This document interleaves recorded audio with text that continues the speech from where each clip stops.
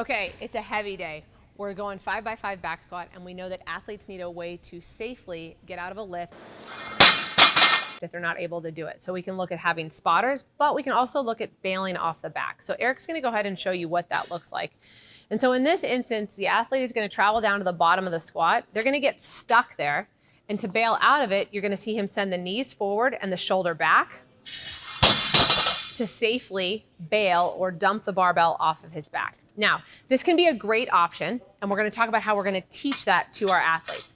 So in a warm-up set for those back squats, as the athlete is getting heavier, but when it's still decidedly light for them, I'm gonna have them practice that. So if Eric goes, he's on his first warm-up set for the day. Let's say I have them do 5 reps. Let's say that this is rep 4.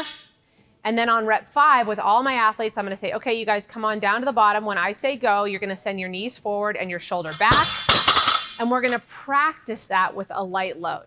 I can then see if this is something that the athlete is confident in doing and be able to assess if maybe it's a better option for them to have a spotter or spotters from the side. The last piece is we need to make sure that we're vetting or assessing our athlete to make sure that this is a good option for them based on how they move. So the 3 things that I'm gonna look for is, 1, does the barbell travel forward as they descend into that back squat?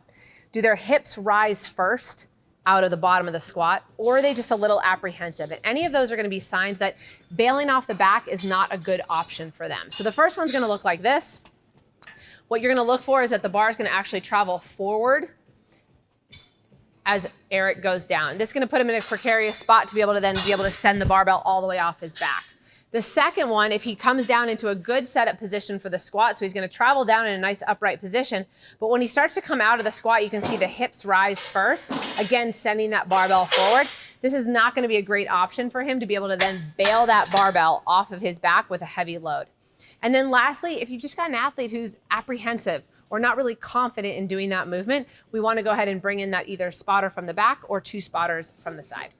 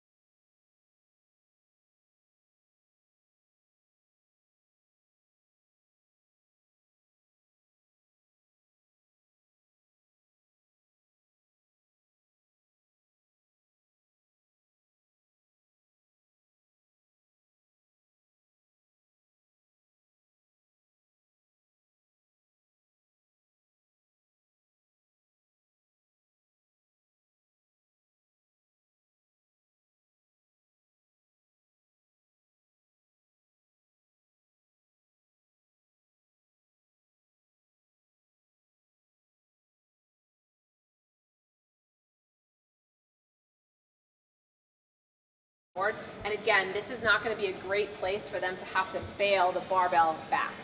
So I'm also going to look to make sure that the athlete is confident in this. There's just some athletes that, hey, this isn't the way they're going to bail the bar safely, and so we're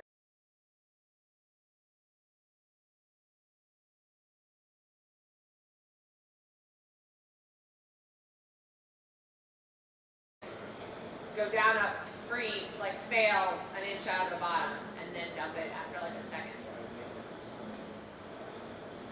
First rep? Yeah. Okay. Just 1 rep, 1 example. I don't know if I was like, yeah, when I said a 5. No.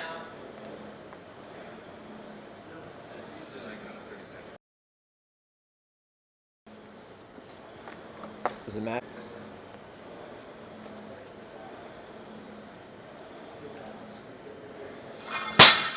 That's what I'm talking about. No.